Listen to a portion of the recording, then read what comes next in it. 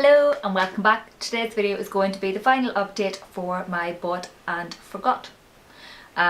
These are products obviously that I bought and forgot about, barely used, didn't use. I will link the previous two videos down below so you can check out those videos and see what other products I have tested out or I forgot about and if I like them or not. So for the final installment, now the products I was testing out, I have two blushes. The first is a Gosh multicolour blush in Pink Pie. And as you can see, it is actually rather beautiful. It has a mixture of matte and shimmery shades, and when you rub them together you get this sort of peachy toned blush. Maybe it'll show up better there. Well, depending which way you mix them or what you mix. There is a brown shade there which could be used as a bit of a contour, but this is a nice sort of rosy peachy blush. I did actually use this a few times and really like it, and it is definitely being placed in firm rotation. The next blush I have was a Collection 2000 shimmer shades, and this was the Blush Delicious version. And this is beautiful for spring actually. It's a similar idea to the Gosh blush, but this is much more of a pale pinky blush, and that's it there. Yeah, again, really liked it. Definitely, these are both great for spring and summer. This much more for spring and this more so for summer, obviously. Like those a lot, and I'm pleased I sort of made myself use them a bit actually. I will definitely be getting my use out of them. Now I have a cream blush. This is the e.l.f. HD blush in Diva, and I barely use this, to be honest. It is a really vibrant pink. I'm just trying to get out the smallest amount of this blush because you do not need very much at all. It's very pigmented, and a little bit goes a very long way. I squirted out literally, I can't even measure it, a tiny amount, and this is the swatch I get out of it. As you can see, very vibrant pink. I would recommend with these, you know, do it in the back of your hand and then use your brush on the back of your hand and then apply it to your face. Sorry, I just grabbed a wipe there. Don't apply it directly to your face because you will just end up with an odd kind of stained effect generally with this one, unless you are very used to it and you know how to work quickly with it. This does stain your face, and it does last for quite a while on your face. You know, it will last the day. As you can see, I've just taken a wipe to that and there's still some pink left. I did like it. I think it's definitely going to be more use in the summer. It's just a wee bit too vibrant for now. You know, we're still at the early stages of spring. You know, today, for example, was actually a pretty grey day. But overall the weather is getting brighter, not necessarily warmer, but brighter. So this will probably be more useful in the summer. I will see how I get on. I think it is definitely starting to dry a wee bit, which is a bit annoying because I've barely used it and I need to make some more use out of this before it dries up completely. Now for some eye products. This product is from Bare Minerals. It is the Primetime Primer Shadow in Chroma Violet, and it's just the wee tube. I have definitely made some more use out of this. I've actually really quite enjoyed this. I use it with the other eyeshadow that I have in the bought and forgot. I will show you in a second. As you can see, I've just sheared that out, and you can just dab it on and shear it out a bit more. So this could actually be used by itself. The more it's supposed to be a primer for another shadow, and I have actually used it by itself as well, and it's fine. It works well. It does crease ever so slightly, so it works better with a shadow set over the top of it. But it is a nice primer, and as long as you dab it in and even it out, it's absolutely fine. There's a small amount of shimmer to it. You can see there the sheen. So it's a beautiful colour, and it's perfect for those days that, you know, you just want a bit of purple on your lids but not too much fuss and you don't have time to worry about it. You can pop this on, maybe put a crease colour in, blend it out, you're done. So the final eyeshadow is a pressed mineral eyeshadow from e.l.f. and when I popped this in, I hadn't even used it, and this has got a wee bit of shimmer to it but not very much. You can see there it is slightly lilac-y toned, and it's very similar shade to the Bare Minerals eyeshadow primer, and it again has a bit of shimmer to it, so these work quite well together. You can see it there. This does have a fair amount of fallout with it, and it is very powdery, so you know, that is a bit annoying, unsurprisingly. But as long as you place it over the top, so you pat it on to a slightly tacky base, it goes on quite well. And again, as long as you're placing it on and being sensible, you won't get the patchiness or anything that goes with that, you know, putting it onto a damp base. It is nice. I'm not, you know, I have nicer purple eyeshadows in my collection. I'm not sure how often I will reach for this, so I'm considering actually doing a blog sale with a few items that I won't really use very much, basically. Yeah, it was okay. I'm glad I tested it out at last to find out whether I liked it or not. I did obviously get this free with something, with one of the little packets from Elf when I ordered some goods online. They sent me some free bits.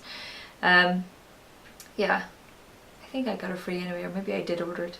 I don't know, it's been a very long time. It's okay, I'm not going to write home about it. Now, the final item I have in my lap, I have one fail from this and it's no longer about. This is the Elf High Definition Under Eye Setting Powder. And I mentioned when I dug this out that I really wasn't a big fan of it at all. At all. And I gave it another whirl and I tested it out, and it works really well with, let me just grab it, this brush from Royal & Langnickel.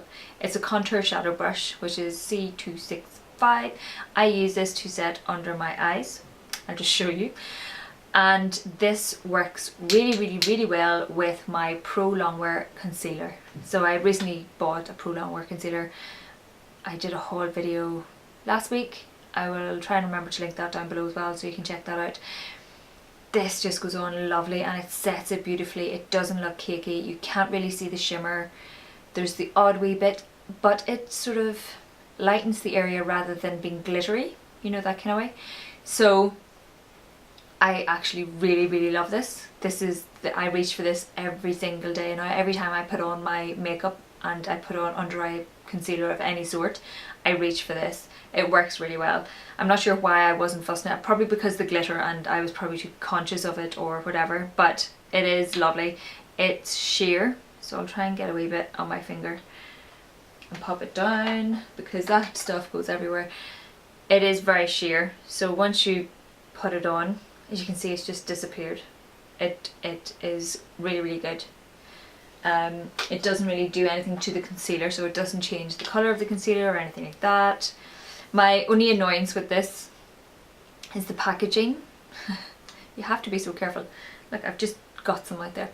It's got a little sieve at the top and little holes, and I no longer have the little bit of plastic that was taped over the top. You can probably see a whole cloud of powder there. So it all comes out all the time, so I had to make sure I give it a wee shake and put it down on my desk before I even open it, so it doesn't all just come spilling out. And I tap a wee bit into the lid. Well, I try to tap a wee bit into the lid, and I always have to tap a bit back in or whatever else, so it is a wee bit of a nuisance in that way. It would be nice to just be able to open a hole or two, get some out, close the hole, so it isn't always full, because that there's always a chunk of powder sitting just there, which is a bit annoying. But yeah, considering it's quite a relatively cheap product, it's really good, and I don't have any issues with the glitter that's in it at all. It's actually quite finely milled. The bit of glitter isn't noticeable. Like, I'm wearing it now. Can you see any glitter under my eyes anywhere in this area? I can't. Maybe I'm just being biased, but really love it. This has been the find of doing this project. I have absolutely fallen in love with this stuff. The final product, which is just I don't own it anymore. I got rid of it. You would have seen it in my February fails. You probably would have seen it in an empties. I've probably chucked it. I don't know where it is. I may have given it to somebody already. I got rid of it because the smell was awful.